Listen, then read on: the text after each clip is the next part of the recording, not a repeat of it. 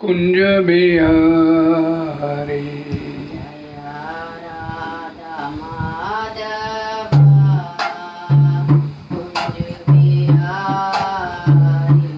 जय राधा माधवा कुंज बिहारी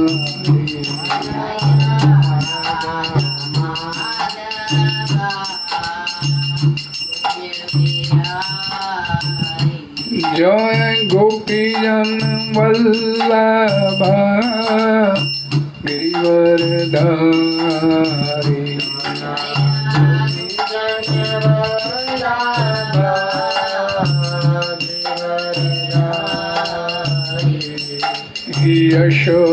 यशोधनंदन ब्रज जनरंजन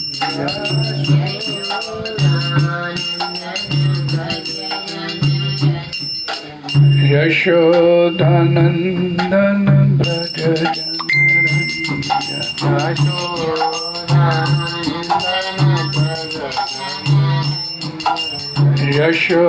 यशोधनंदन ब्रज जनरंजन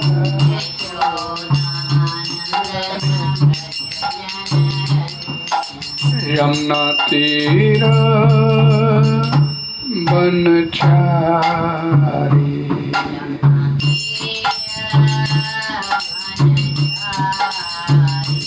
यमुना तीर बनचारी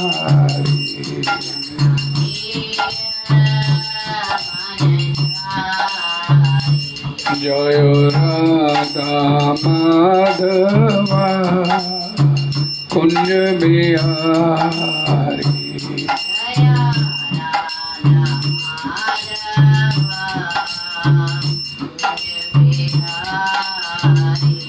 जय राधा माधवा कुंज बिहारी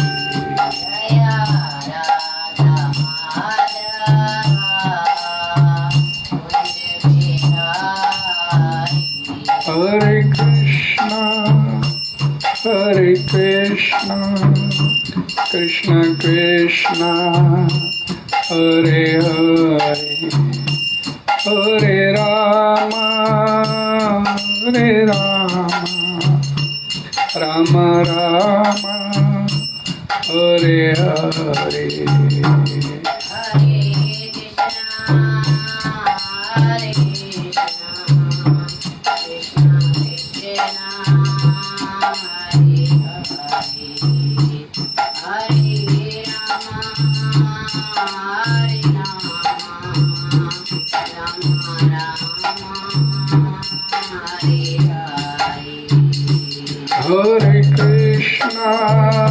हरे कृष्णा कृष्ण कृष्ण हरे हरे हरे राम राम राम हरे हरे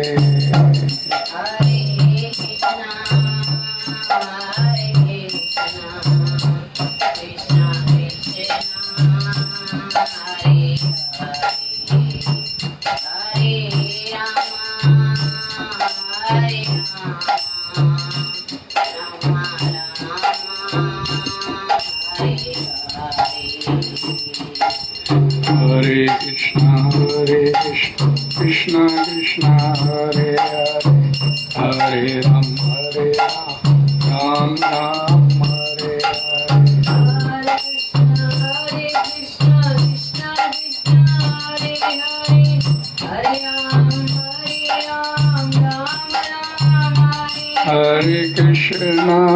हरे कृष्ण कृष्ण कृष्ण हरे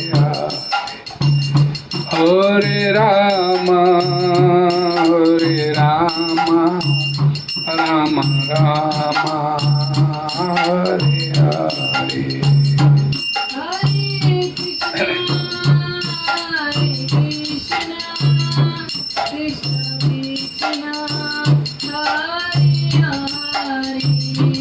Hare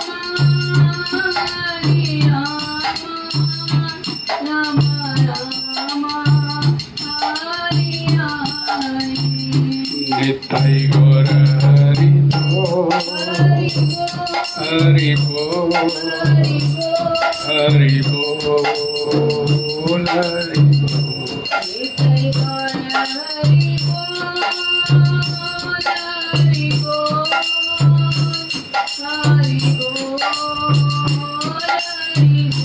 जय जय प्रभुपाद प्रभुपाद प्रभुपाद प्रभुपाद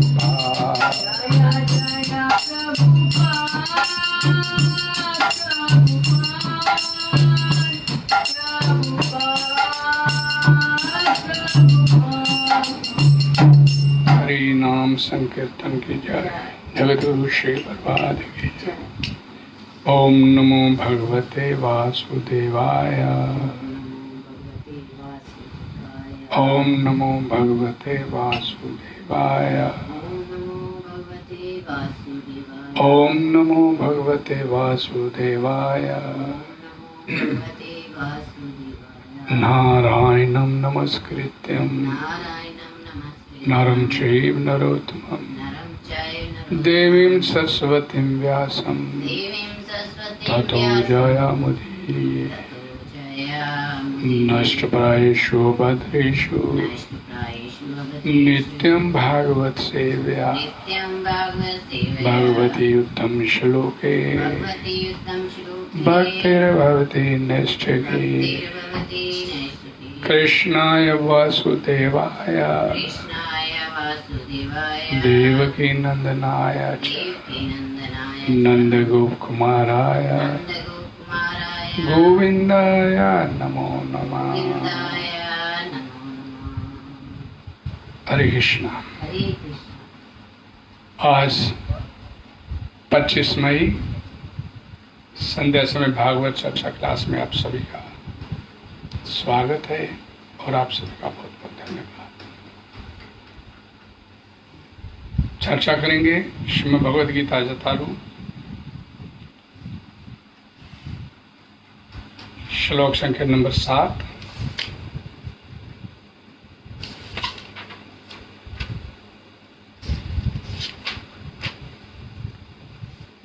श्लोक इस प्रकार है।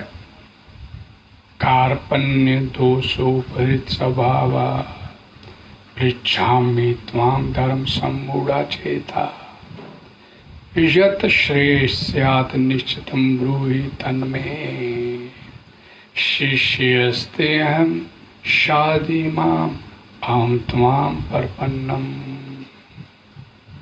बड़ा महत्वपूर्ण श्लोक है भगवद गीता का। और इस श्लोक के साथ इसके पिछले जो श्लोक हैं 5 श्लोक इसके बैकग्राउंड है और आगे के 2 श्लोक वो भी हम इसके ऊपर चर्चा करेंगे। इससे पहले इस श्लोक का हिंदी अनुवाद। अब मैं अपनी कृपण दुर्बलता के कारण अपना कर्तव्य भूल गया हूँ, सारा धैर्य खो चुका हूँ। ऐसी अवस्था में मैं आपसे पूछ रहा हूँ कि जो मेरे लिए श्रेयस्कर हो उसे निश्चित रूप से बताएं। अब मैं आपका शिष्य हूँ और आपका शरणागत हूँ, कृपया मुझे उपदेश दें। हरे कृष्णा। इस श्लोक का तात्पर्य his divine grace Jagat Guru शील प्रपात जी द्वारा सरल स्पष्ट है, लेकिन ध्यान से सुनने की आवश्यकता है। ये प्राकृतिक नियम है कि भौतिक कार्य पर कलाप की प्रणाली ही हर एक के लिए चिंता का कारण है। पग पग पर उलझन मिलती है, अतः प्रामाणिक गुरु के पास जाना आवश्यक है, जो जीवन के उद्देश्य को पूरा करने के लिए समुचित पथ निर्देश दे सके। समग्र वैदिक ग्रंथ हमें ये उपदेश देते हैं कि जीवन की अनचाही उलझनों से मुक्त होने के लिए प्रामाणिक गुरु के पास जाना चाहिए। ये उलझनें उस दावा अग्नि के समान है जो किसी के द्वारा लगाए बिना भभक उठती है। इसी प्रकार विश्व की स्थिति ऐसी है कि बिना चाहे जीवन की उलझनें सबका उत्पन्न हो जाती है। कोई नहीं चाहता कि आग लगे, किंतु फिर भी वह लगती है और हम अत्यधिक व्याकुल हो उठते हैं। अतः वैदिक वाग्मय उपदेश देता है कि जीवन की उलझनों को समझने, तथा उनका समाधान करने के लिए हमें परंपरागत गुरु के पास जाना चाहिए। जिस व्यक्ति का प्रामाणिक गुरु होता है वह सब कुछ जानता है, अतः मनुष्य को भौतिक उलझनों में न रहकर गुरु के पास जाना चाहिए। यही इस श्लोक का तात्पर्य है। आखिर भौतिक उलझनों में कौन सा व्यक्ति पड़ता है? वह जो जीवन की समस्याओं को नहीं समझता। बृहदारण्यक उपनिषद 3:8-10 व्याकुल व्यग्र मनुष्य का वर्णन इस प्रकार हुआ है। यो वा एतत् अक्षरम गार्गे विदित्वा समालोकात् प्रयति स कृपणा। कृपण वह है जो मनुष्य जीवन की समस्याओं को हल नहीं करता और आत्म साक्षात्कार के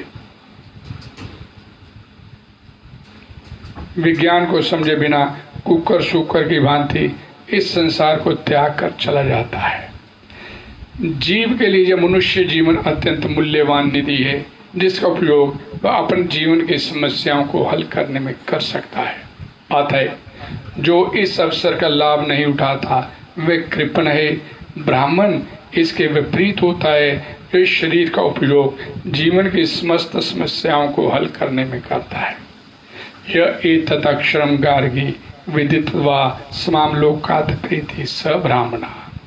देहात्म बुद्धि वश कृपण या कंजूस लोग अपना सारा समय परिवार, समाज, देश आदि के अत्यधिक प्रेम में गंवा देते हैं।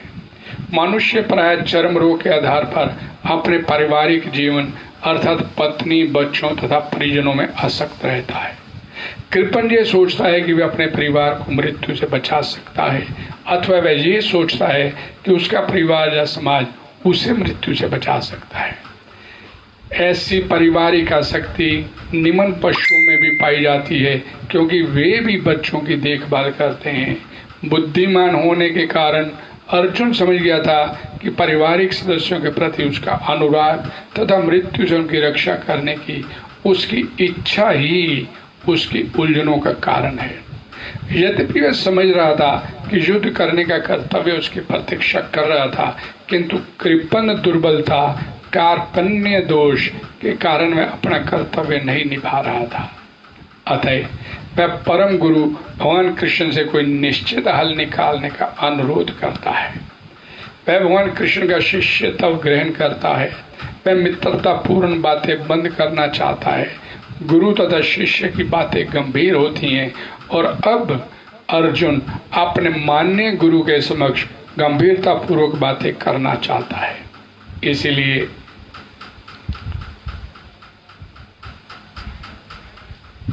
इसीलिए कृष्ण भगवत गीता ज्ञान के आदि गुरु हैं और अर्जुन गीता समझने वाला प्रथम शिष्य है।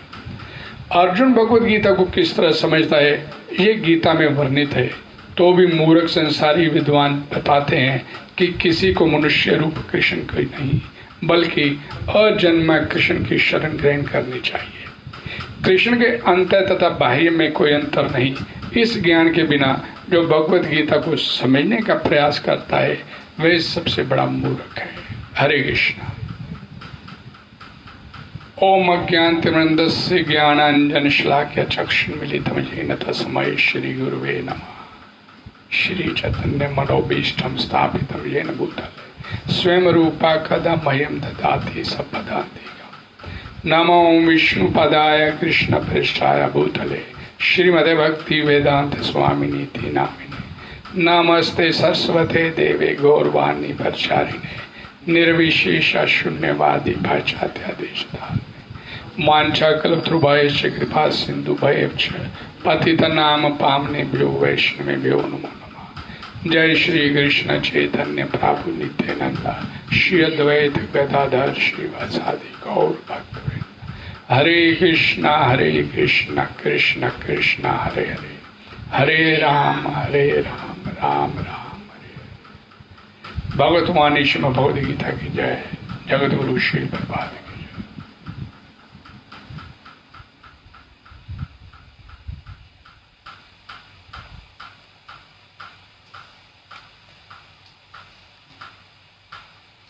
कार्पण्य दोषो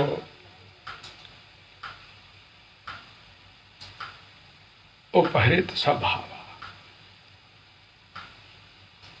पृच्छामि त्वाम धर्म सम्मूढ़ा चेता यत् स्यात् निश्चितं ब्रूहि तन्मे शिष्यस्ते अहम शादी माम तमाम प्रपन्नम। यहां पर अर्जुन अपनी कृपण दुर्बलता के कारण अपना कर्तव्य भूल गया है, अपना सारा धैर्य खो चुका है। ऐसी अवस्था में भगवान श्री कृष्ण से पूछता है कि मेरे लिए जो विशेष कल्याणकारी बात है, निश्चित रूप से जिससे मेरा कल्याण होगा, वो मुझे बताइए। अब मैं आपका शिष्य हूं, आपकी शरण में हूं, मुझे ज्ञान दो, मुझे उपदेश करो। इस श्लोक को पढ़ने से पहले इसी अध्याय का ये 7वां श्लोक है, लेकिन भगवद गीता के दूसरे अध्याय का ये पहला श्लोक। तम तथा कृपया विष्टम अश्रुपूर्णाकुलक्षणम विषिदंतम इदम वाक्यम उवाचा मधुसूदन। संजय ने कहा, हम पहले पढ़ चुके हैं कि अर्जुन ने ये कहते हुए कि मैं युद्ध नहीं करूंगा, रथ में अपना धनुष बाण छोड़ दिया और रथ पर बैठ गया, ये कहते हुए मैं युद्ध नहीं करूंगा। और अब यहां पर भगवद गीता का ये दूसरा अध्याय शुरू कर रहे हैं। ये पहले श्लोक में संजय ने कहा, करुणा से व्याप्त शोक युक्त अश्रुपूरित नेत्रों वाले अर्जुन को देखकर मधुसूदन कृष्ण ने ये शब्द कहे, करुणा से व्याप्त। अब यहां पर एक शब्द जोड़ा संजय ने, करुणा से व्याप्त। और करुणा से व्याप्त देख कौन रहा है? मधुसूदन भगवान श्री कृष्ण अर्जुन को। शोकाकुल और अश्रुपूरित रथ पे बैठ गया, सब छोड़ गया तो था।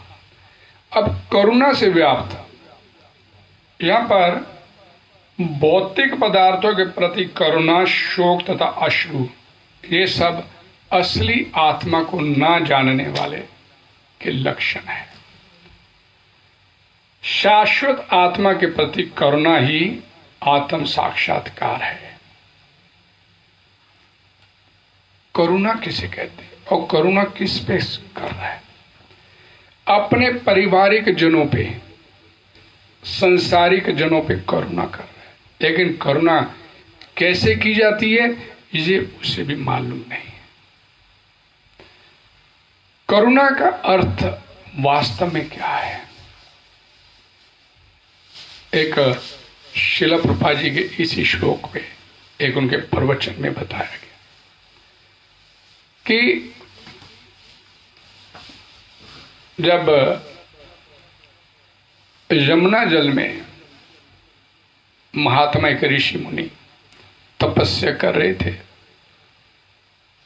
और वहां पर गरुड़ भगवान यमुना जल में मछली ग्रहण खाने के लिए आया करते थे और रोजाना मछली खाते थे। तो मछलियों ने उस जल के अंदर तपस्या कर रहे मुनि से प्रार्थना किया कि हमारे को इससे बचाया जाए। तो उस मुनि ने गरुड़ को शापित किया, अगर आज के बाद यहां पर आपने इस जल में, यमुना जल में मछली खाने का प्रयास किया तो आपकी मृत्यु हो जाएगी। गरुड़ भगवान के वाहन हैं, उच्च कोटि के भक्त हैं। उन्होंने मुनि के उस शाप को स्वीकार किया और दोबारा वहां पर नहीं गए। उस मुनि ने मछलियों के ऊपर करुणा किया। उस करुणा के फलस्वरूप उस जल में बाद में मुनि के उस शाप की वजह से जो गरुड़ को दिया गया था, वहां पर कालिया नाग ने अपना निवास स्थान बना लिया और जिससे वहां के निवासियों को भारी परेशानी और संकट उठाने पड़े, जिसे बाद में भगवान श्री कृष्ण स्वयं आए और उस कालिया नाग को फिर वहां से खदेड़ा। तो मुनि ने एक करुणा किया, जबकि मछली जो है ये गरुड़ का भोजन है। जीवो जीवस्य भोजनम, इस संसार की रीति है कि एक जीव दूसरे जीव का भोजन है, आहार है। और प्रभुपाद जी बताते कि मुनि द्वारा की गई उस करुणा से बाद में कितना संकट और कितना विपत्ति वहां पर खड़ी हो गई। कालिया नाग वहां पर जो गरुड़ के भय से वहां पर आकर स्थायी निवास करने लग गया। तो इस तरह से की गई करुणा ये और दुख देती है। और यहां पर पारिवारिक जनों के ऊपर करुणा, भक्ति सिद्धांत सरस्वती ठाकुर बताते हैं कि एक व्यक्ति डूब रहा था और दो व्यक्ति किनारे पे देखे कि एक व्यक्ति डूब रहा है, तो एक व्यक्ति छलांग लगा के उस डूबने वाले को बचाने के लिए गया। उस बचाने वाले ने काफी जद्दोजहद की बचाने के लिए, तो जो बाहर किनारे पे खड़ा था उसने उसको आवाज दी कि जल्दी बाहर आ जाओ, उसे बचा के जल्दी बाहर ले आओ उसे। तो व्यक्ति उस मरने वाले के, जो व्यक्ति डूब रहा था, उसका कोट, उसके कपड़े उतार के वापस ले आया कि मैंने इसे बचा लिया। ये ठीक स्थिति हमारी इस करुणा की जो अर्जुन के अंदर व्याप्त हो रही। शरीर बचाने की बात की जा रही है, आत्मा को कौन बचाएगा? कपड़ा बचा लिया ऊपर का, अंदर जो आत्मा है उसको कौन बचाएगा? ये यहां पर बोला गया। प्रभुपाद जी बोलते हैं ये अज्ञानता के लक्षण है। जो आत्मा को नहीं जानता वो ऐसी बातें करता है। जो संसार में रचा मचा है वो शरीर को बचाने की बात करता है। जैसे उसने कपड़े बचा लिए, शरीर डूब गया। यहां पर शरीर को बचाने की बात की जा रही, आत्मा की तरफ किसी का ध्यान नहीं है। अर्थात अर्जुन जो है अज्ञानता में है। इसीलिए मधुसूदन ने ऐसे बोला। और उसके अगला श्लोक ध्यान से सुनिएगा। कुतस्वा कश्मलमिदम विश्मे समोस्तपदम अनार्यजुष्टम अस्वर्ग्यम अकीर्ति कर्म अर्जुन। भगवान ने अब यहां पर ये श्लोक बोला, हे अर्जुन, तुम्हारे मन में ये कल्मश, ये कायरता, ये गंदगी, ये अज्ञानता कैसे आ गई? कैसे आ गई तुम्हारे अंदर?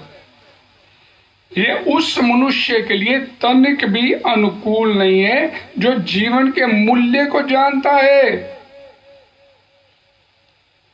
इससे उच्च लोक की नहीं अपितु तुम्हारे को अपयश की प्राप्ति होगी। भगवान यहां पर बड़ा गंभीर होकर इस बात को बोलते हैं।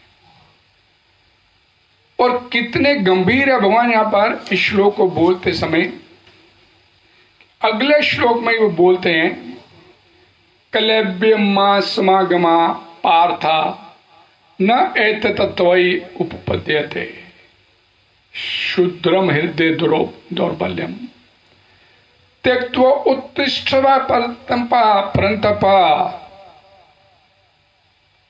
अब कलव्य शब्द, मैं इस संसार में अगर किसी व्यक्ति को ये बोल दूं कि तू नपुंसक है, हिजड़ा है, तो गाली हो गया। और कौन बोल रहा है ये? भगवान श्री कृष्ण बोल रहे हैं। और किसको बोला जा रहा है? अर्जुन को बोला जा रहा है। अब इसमें एक बड़ी महत्वपूर्ण बात है इस श्लोक की। क्लैब्यम मा समागमा पार्था, हे पृथा पुत्र, हे पार्थ। पार्थ शब्द इस भगवद गीता में भगवान श्री कृष्ण ने अर्जुन को संबोधित करते हुए करीब करीब 38 बार बोला। यानी सबसे अधिक बार भगवान श्री कृष्ण ने अब आगे भगवद गीता का ज्ञान देते हुए अर्जुन को 38 बार पार्थ कहते हुए बोला, हे पृथा पुत्र, हे मेरी भुआ के पुत्र। पार्थ यानी जिसके साथ आत्मीयता का जो संबंध होता है, तो उसका जो विशेष नाम जो उसे प्रिय लगता है कि ये नाम मैं इसको बोलूं, उस नाम से इसको पुकारूं, तो सबसे ज्यादा बार नाम अर्थात भगवान श्री कृष्ण को अर्जुन का ये पार्थ नाम, पृथा पुत्र, पार्थ, ये अत्यधिक उसे स्नेह का दर्शन करवाता है, भगवान द्वारा बोला गया जैसे। और इसी श्लोक में कौनते शब्द भी बोला गया, आगे जाके बोलेंगे, अगले श्लोक में बोलेंगे। पार्थ भगवान उससे विशेष स्नेह रखते हैं और उस नाम से, उसी नाम से अब आप पर उसको संबोधित करते हैं। और क्या करते हैं, तेरे अंदर ये नपुंसकता कैसे आ गई, ये हृदय दुर्बलता कैसे तेरे अंदर, कायरता, दिल का कमजोर होना, हृदय दुर्बल, कमजोर व्यक्ति होता है, कायर, डरने वाला, भीरू। और यहां पर भगवान ने तो सीधा बोल दिया, क्लैब्यम, नपुंसक, ये तेरे अंदर नपुंसकता कैसे आ गई, तेरे को तो ये शोभा नहीं देती। और भगवान श्री कृष्ण उसको ये कहते हो, क्या बोलते हैं, त्यक्त्वा त्यक्त्वा उत्तिष्ठा, छोड़ इस हृदय दुर्बलता को, उत्तिष्ठा, उठ खड़ा हो, उठ जा। अर्जुन बैठ गया रथ में, वो बैठा हुआ है रथ में, कि भगवान यहां पर आदेश दे रहे हैं उसे, उठ जा, खड़ा हो जा भाई। और क्या, परंतपा, क्या, शत्रुओं के दमन करता। परंतपा का अर्थ है शत्रुओं के दमन करता। प्रभुपाद जी लिखते हैं कि ये हृदय की दुर्बलता को छोड़, ये नपुंसकता तेरे को कहां से मिल गई। और देखिए, इससे पहले भगवान क्या बोलते हैं, ये तेरे लिए तनिक भी अनुकूल नहीं है जो जीवन के मूल्य को जानता है। ये बात और भी बड़ी महत्वपूर्ण है। अर्जुन को यह ज्ञान ही नहीं है, इसलिए भगवान यहां पर बोल रहे हैं उसे, तू तो जीवन के मूल्यों को जानता है, लेकिन ये कार्यता का आना, मैंने इससे पहले भी आप लोगों को बोला था, ये आगंतुक दोष है, उसके अंदर आया है, अभी आया है और अभी चला भी जाएगा। उसको थोड़ा सा ज्ञान चाहिए, और ये ज्ञान भगवान देना चाहते थे। अर्जुन चूंकि उनका मित्र है, भक्त है, और यहां पर अब शिष्य भी भगवान ने उनसे अपना बनवा लिया। उसको निमित्त बना के भगवद गीता का जो संदेश भगवान श्री कृष्ण हम जैसे कलयुगी बद्ध जीवों के लिए ये पृष्ठभूमि तैयार की जा रही है। अर्जुन को यह ज्ञान ही नहीं है, लेकिन अर्जुन को माध्यम बनाया जा रहा है, और उसे यहां पर भगवान श्री कृष्ण ने आदेश दे दिया, त्यक्त्वा उत्तिष्ठा, खड़ा हो जा तू, हे परंतपा तू खड़ा हो जा, युद्ध के लिए तैयार हो जा। लेकिन भगवान श्री कृष्ण की इन बातों का उसके ऊपर असर तो हुआ, यानी कि असर नहीं हुआ, लेकिन उसने फिर एक सवाल खड़ा किया अर्जुन ने। चौथे श्लोक में कथम भीष्मम अहम संख्य द्रोणम च मधुसूदन। हे शत्रुहंता, हे मधुसूदन, मैं युद्ध भूमि में किस तरह भीष्म तथा द्रोणा जैसे पूजनीय व्यक्तियों पर उलटकर बाण चलाऊंगा? मैं नहीं चला पाऊंगा। ये सामने जो मेरे पारिवारिक जन खड़े हैं, अब दुर्योधन या उनकी बात नहीं हो रही, अब ये कह रहा है कि ये मेरे पूजनीय है, इनकी तो मैं पूजा करता हूं, मेरे तातश्री हैं, मेरे आचार्य द्रोण मेरे गुरु हैं, इन पे पलट के मैं कैसे बाण चला सकता हूं? और अगले श्लोक में फिर अर्जुन ने साथ ही बोल दिया, ऐसे महापुरुषों को जो मेरे गुरु हैं और गुरु समान हैं, भीष्म पितामह, उन्हें मारकर जीने की अपेक्षा इस संसार में भीख मांग कर खाना अच्छा है। मैं उन्हें नहीं मार सकता। किस लिए मारूंगा? एक राज्य सुख प्राप्त करने के लिए, और उस सुख को मैं भोग कैसे पाऊंगा? जो राज्य सुख मेरे इन पूजनीय गुरुओं के रक्त से सना होगा, मैं कैसे भोग पाऊंगा? मैं नहीं भोग पाऊंगा। ये मेरे लिए, भले ही वे सांसारिक लाभ के इच्छुक हैं, किंतु है तो गुरु ना। भले ही वो मेरे सामने खड़े हैं मेरे साथ युद्ध करने के लिए, लेकिन है मेरे गुरु। यदि उनका वध होगा तो हमारे द्वारा, अर्जुन क्या बोलता है, मैं इनको मारूंगा तो बदले में मेरे को राज्य प्राप्त हो जाएगा। लेकिन वो राज्य किस काम का कि उस राज्य को भोगते समय मेरे मन में ये बात रहे कि ये मेरे गुरु, मेरे तातश्री, मेरे जो पूजनीय हैं, उनके रक्त से सना मिला है। मैं नहीं इसको भोग पाऊंगा। और क्या बोलता है कि क्षत्रिय जो होते हैं उनके लिए भिक्षा मांगना उनके धर्म, उनके कर्म में नहीं आता। इतना गिर नहीं सकता।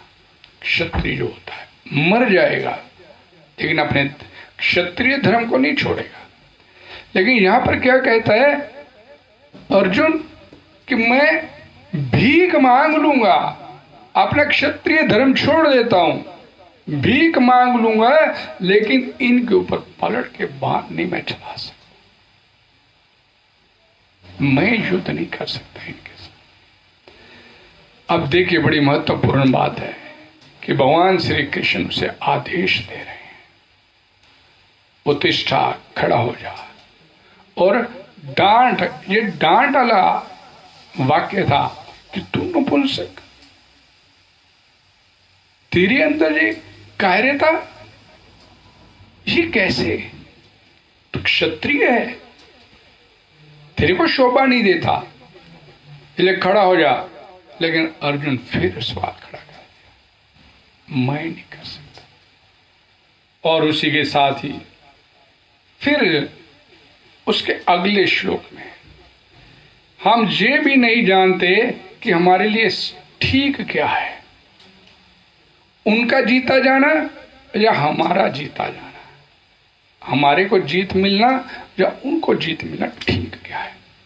यानी अब वो एक बड़ी और बात ध्यान से समझने, भगवान श्री कृष्ण द्वारा ये कही गई बात कि तू क्षत्रिय है, उठ, कायरता तेरे को शोभा नहीं देती। और दूसरी तरफ पारिवारिक जनों का मोह, गुरुजन, आचार्यगण, वयोवृद्ध, तातश्री, पूजनीय लोग। तो अर्जुन की समझ में ये बात तो आ गई कि भगवान कृष्ण ने कहा कि क्षत्रिय दुर्बलता तो है मेरे अंदर, ये नहीं होनी चाहिए, ये नहीं होनी चाहिए। एक तरफ क्षत्रिय दुर्बलता और एक तरफ पारिवारिक मोह। और अब इस चक्कर में वो अपना धर्म भी भूलता चला जा रहा है, धर्म संकट में आ गया। क्या करूं? एक तरफ भगवान कृष्ण ने बोला कि तू क्षत्रिय है, तेरे अंदर जो नपुंसकता अच्छी नहीं लगती, शोभा नहीं देती, खड़ा हो जा, ये हृदय की दुर्बलता को छोड़, तेरे को ये शोभा नहीं दे रही बात, आदेश दे रहे हैं। तो उसका असर हुआ अर्जुन के ऊपर। और एक तरफ फिर ये मेरे सामने जो खड़े, एक तरफ पारिवारिक मोह और दूसरी तरफ उसके अंदर क्षत्रिय धर्म की वो भावना जो भगवान श्री कृष्ण ने उसको नपुंसक कहते हुए उसके मन में पैदा की। तो क्षत्रिय है, ये बात अब अर्जुन के लिए ये एक धर्म संकट की स्थिति आ गई। वो द्वंद में पड़ गया है, क्या होना चाहिए। लेकिन राय किससे ले?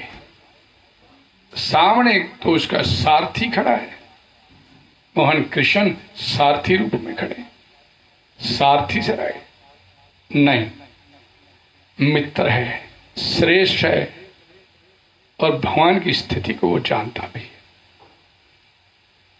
तो यहां पर ये जो श्लोक है श्रीमद् भगवद गीता का, कार्पण्य दोषोपहित स्वभाव, ये श्लोक पृच्छामि त्वाम धर्म सम्मूढ़ा चेता, अर्थात सारा धैर्य खो चुका हूं, एक कृपण दुर्बलता कायरता की वजह से, जिसे आप कायरता बोलते हैं, उसकी वजह से अपना कर्तव्य भूल गया हूं। और ऐसी अवस्था में मैं आपसे पूछ रहा हूं, मैं ये धर्म संकट में पड़ गया हूं, मेरे लिए श्रेयस्कर क्या है, मेरे लिए कल्याणकारी क्या है,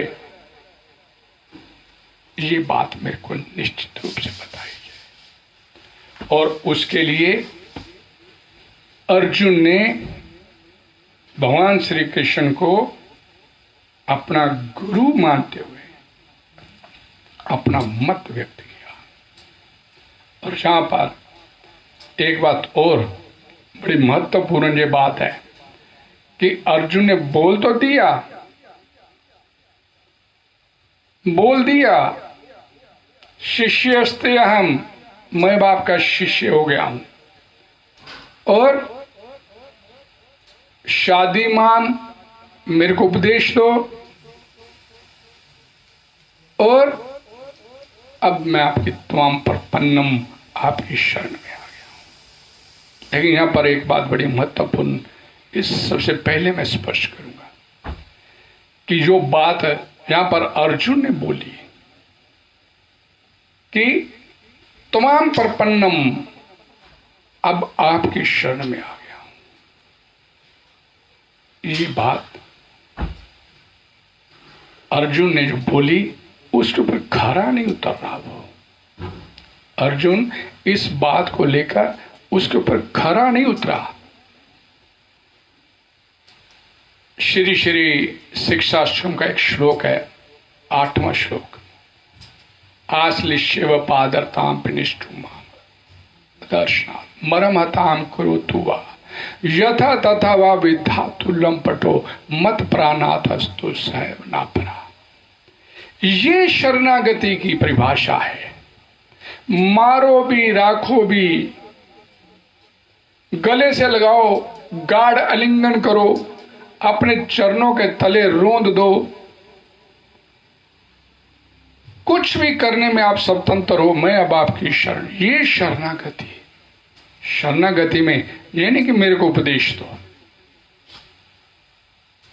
भाई जिसके तू शरणागत हो गया वो तेरे को उपदेश दे या ना दे, उसके हाथ में।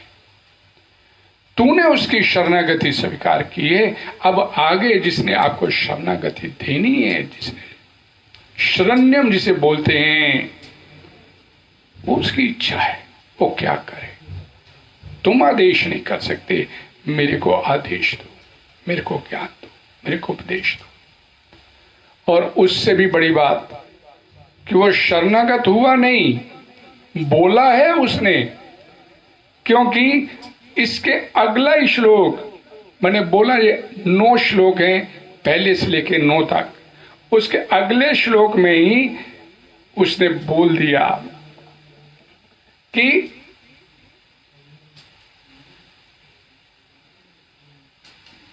इंद्रियों को सुखाने वाला जो मेरा ये शोक है,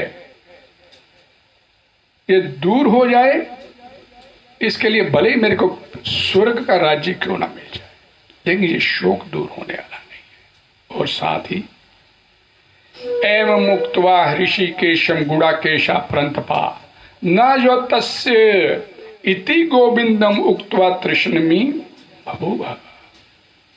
अर्थात ये कहकर कि मैं युद्ध नहीं करूंगा, हे गोविंद मैं युद्ध नहीं करूंगा, अपना डिसीजन भी दे दिया। पहले बोलता है तमाम परपन्नम, लेकिन यहां बोलता नो जतस्य मैं युद्ध नहीं करूंगा। भाई तू शरणागत कैसे हुआ? तू तो अपना साथ में निर्णय भी दे रहा है कि मैं युद्ध नहीं करूंगा। जब तू किसी के शरणागत हो गया, फिर वो तेरे को बताएंगे तूने क्या करना है। और ये शरणागत अर्जुन कहां हुआ? जब भगवान श्री कृष्ण ने फिर बोला माम एकम शरणम रजा, माम एकम शरणम रजा, जब भगवान श्री कृष्ण ने भगवत गीता में आके बोला, तब अर्जुन भगवान श्री कृष्ण के पूर्णतया शरणागत हुआ, ये कहते हुए कृष्य वचनम तब, अब आप जो कहेंगे मैं वो करूंगा। ये शरणागत की पहचान। यहां पर तो बोल रहा है तमाम परपन्नम, लेकिन अगले श्लोकों में बोलता है मैं युद्ध नहीं करूंगा। ये कैसी शरणागत? ये बड़ी महत्वपूर्ण बात। अर्जुन अभी तक पूरी तरह से भगवान श्री कृष्ण के शरणागत नहीं हुआ। शरणागत होगा जब भगवान श्री कृष्ण भगवत गीता में 18वें अध्याय में जब आकर ये बोलेंगे सर्व धर्मान परित्यज्य माम एकम शरणम रजा। शरणागति से बोलते हैं। शिला प्रभुपाद जी के भी मन में ये एक बार बात उठी कि मेरे को अब अपने परिवार को छोड़ के वृंदावन चले जाना चाहिए। जब उनकी पत्नी ने उनके द्वारा लिखित श्रीमद् भागवतम चाय और बिस्कुट के बदले में भेज दी, लेकिन मन में भाव आया नहीं मैं तो गृहस्थी हूं, मैं तो गृहस्थी हूं, गृहस्थी धर्म छोड़ के कैसे चला जाऊं। अभी मैंने अपने बच्चों की शादियां नहीं की, बच्चे कोई सेट नहीं हुए।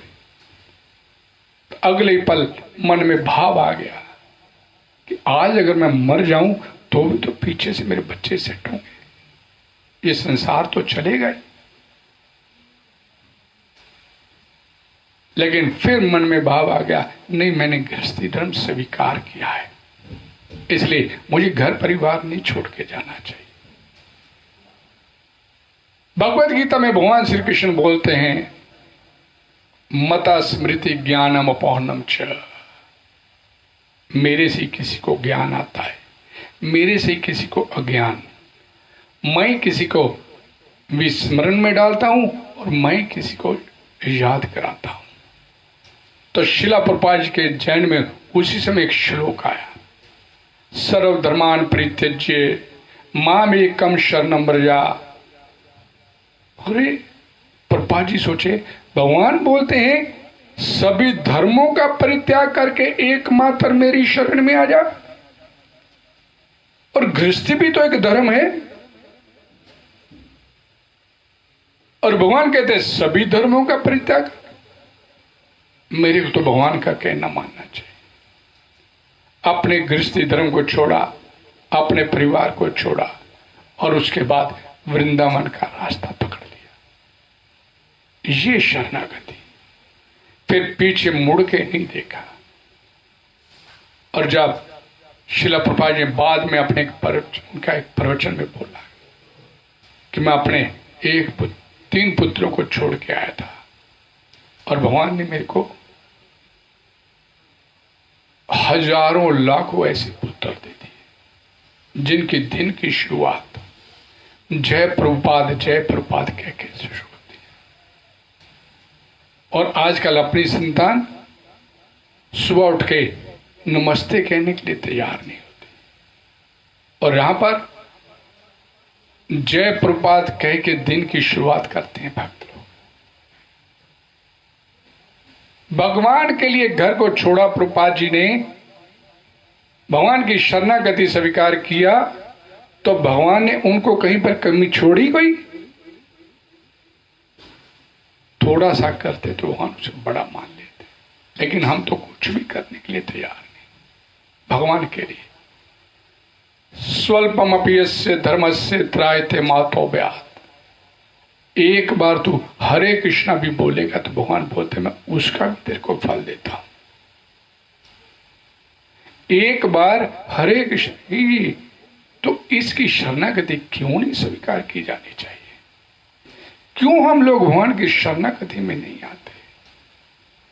क्यों इस संसार को, इस परिवार अपने इसी में रचे रमे रहना चाहते? ऐसे वात्सल्य भगवान को छोड़ के इस संसार की शरण में बैठे। तो यहां पर शरणागति की बात हो रही है। अर्जुन कहता है त्वाम प्रपन्नम, लेकिन अभी वो पूरी तरह से शरण में नहीं है। लेकिन यहां पर एक बात बड़ी महत्वपूर्ण समझने आ रही है। कार्पण्य दोषो भयत स्वभाव।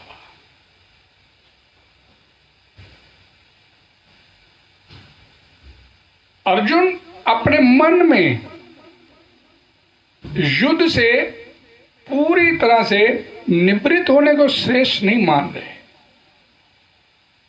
पहले मान रहा था, लेकिन अब भगवान श्री कृष्ण ने उसे कुछ ऐसी संज्ञाएं दे दी तो उसके मन में बात बैठ गई कि ये क्षत्रिय धर्म, क्षत्रिय तो हूं मैं,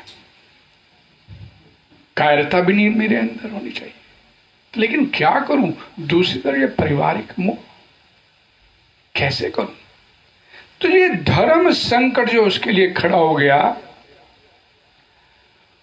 और अपने इस बात को लेकर जो उसके अंदर धर्म संकट खड़ा हुआ, ये निर्णय करने के लिए कि वास्तव में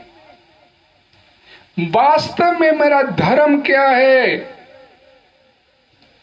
मैं इस संसार में आया हूं, वास्तव में मेरा धर्म क्या है, इसका निर्णय कराने के लिए अर्जुन, हम लोगों के लिए अर्जुन यहां पर पूछते यत श्रेय स्यात् निश्चितम ब्रूहि तन्मे। निश्चित तौर पर मुझे बताइए कि मेरा कल्याण किसमें है, मेरा कल्याण किसमें है, निश्चित रूप से मेरे को बताइए।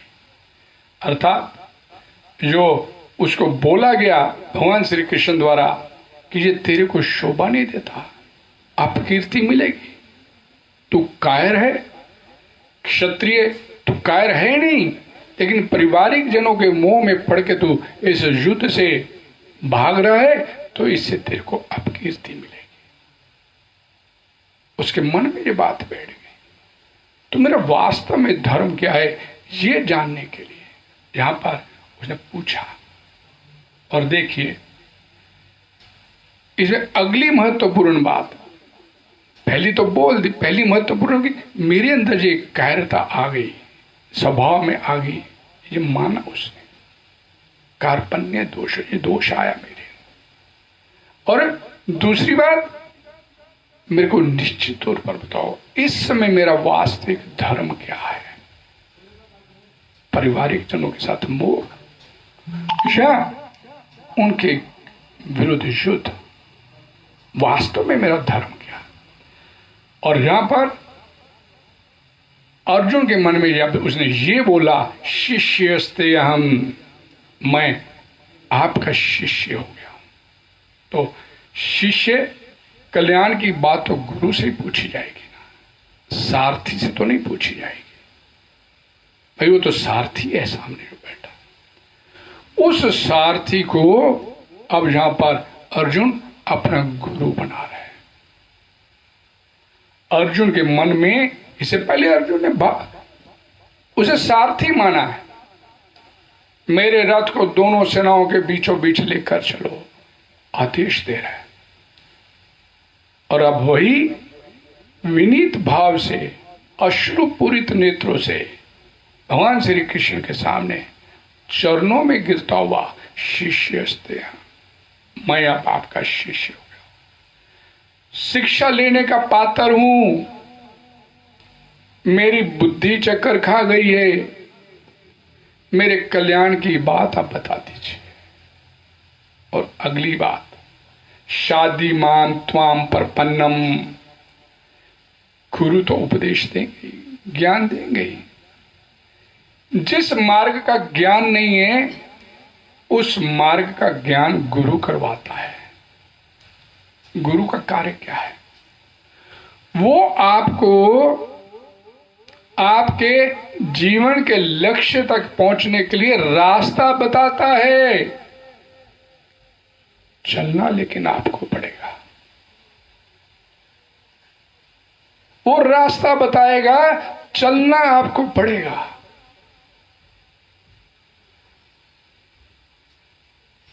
शिला प्रभुपाद जी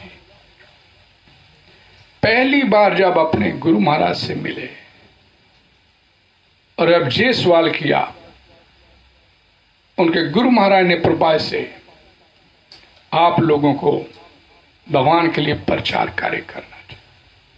तो प्रभुपाद जी ने जवाब दिया, भारत गुलाम है, स्वतंत्रता के लिए लड़ रहा है, इस समय भक्ति की बात कहां होगी? तो उनके गुरु महाराज ने जवाब दिया प्रभुपाद जी को, भक्ति किसी भी परिस्थिति की मोहताज नहीं होती।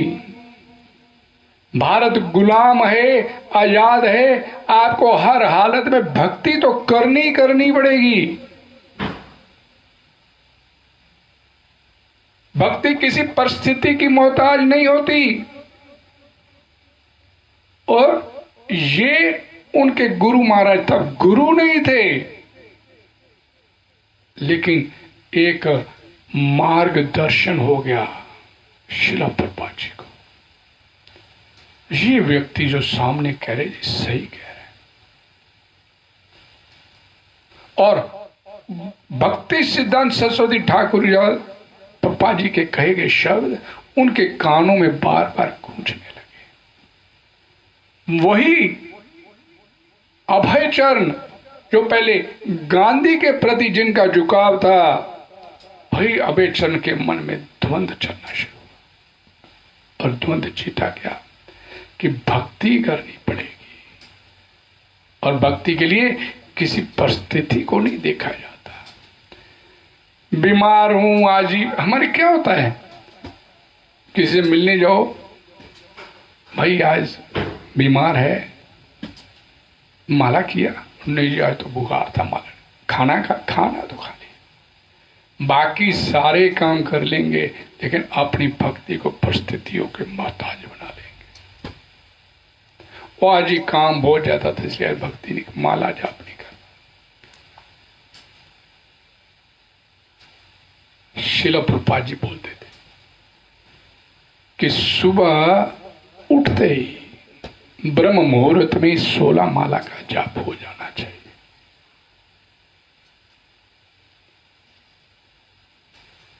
उन्होंने एक ही बात दी, हरे कृष्ण महामंत्र दिया। 16 माला का जाप। जब इस कोण में किसी को दीक्षा दी जाती है तो क्या बोला जाता है? 4 पाप नहीं करने और प्रतिदिन 16 माला का जाप और रविवार एकादशी के दिन 25 माला का जाप। माला जाप, हरि नाम सिमरन, ये अवश्य भावी है। गुरु रास्ता बताने वाला है, चलना लेकिन आपको पड़ेगा। यहां पर क्या बोला गया? आप मेरे कल्याण की बात करें, गुरु आपको ज्ञान देंगे, आपको रास्ता बताएंगे, पूरा प्रकाश आपके जहन में भर देंगे, बता देंगे कि इससे तेरा कल्याण होगा। अब ये शिष्य ने देखना है, उस रास्ते पर चलना है या नहीं चलना।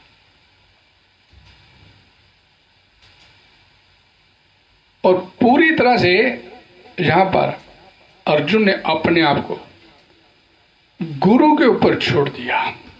अब जो गुरु करेंगे उसी बात को मैं अब स्वीकार करूंगा। और साथ में ये बोलते हुए, त्वाम परपन्नम, अब आपकी शरण में आ गया हूं।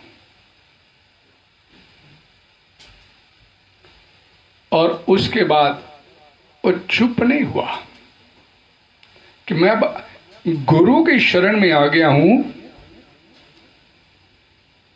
और अब गुरु के ऊपर छोड़ दिया, तो अब गुरु बत्ते के क्या करता है? लेकिन फिर बोलता रहा और 8वें और 9वें श्लोक में आके बोल दिया कि मैं ना युद्ध सदे, मैं युद्ध नहीं करूंगा। लेकिन भगवान सुहृदम सर्वभूतानां, पार्थ उनका प्यारा भक्त है, मित्र है, सखा है। इस बात को अनसुना कर दिया कि एक तरफ तो कह रहे त्वाम परपन्नम और एक तरफ कह रहे मैं युद्ध नहीं करूंगा। तो भगवान श्री कृष्ण ने 10वें श्लोक में फिर गुरु की भूमिका स्वीकार कर लिया। इसको तो ज्ञान देना पड़ेगा।